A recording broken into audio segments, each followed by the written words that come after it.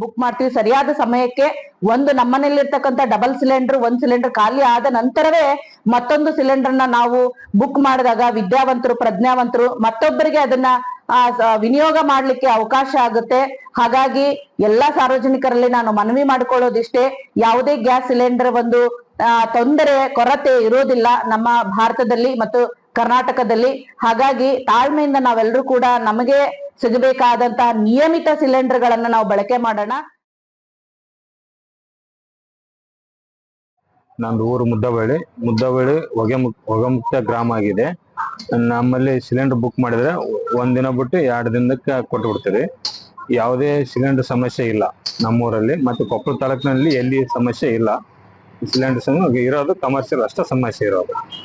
Book ಮಾಡಿ 1 ದಿನ ಅಥವಾ 2 ದಿನ ಕೊಟ್ಟು ಬಿಡ್ತಾರೆ, ಯಾವುದೂ ಸಮಸ್ಯೆ ಇಲ್ಲ.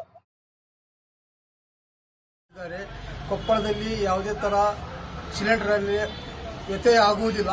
ಪ್ರತಿ ವರ್ಷಕ್ಕೆ ಏನು 14 ಸಿಲಿಂಡರ್ ಬರ್ತಾ ಇದೆ ಅವುಗಳು ನಿರಂತರ ಬರ್ತಾ ಇದೆ.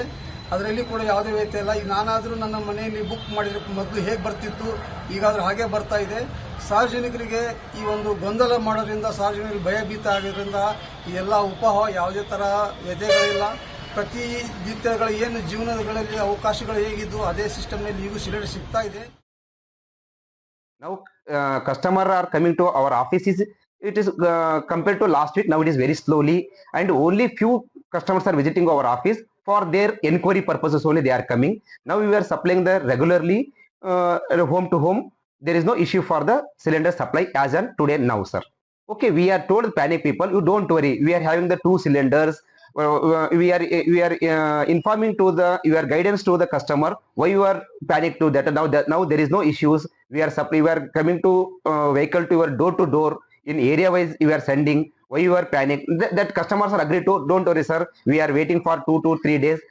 Afterwards you are supplying. Their customers are now they are very happy.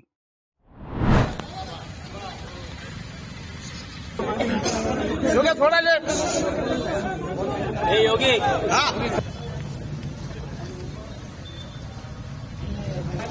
जागा देतो ना हात रास्ता दिसतो थोडं अंतरावर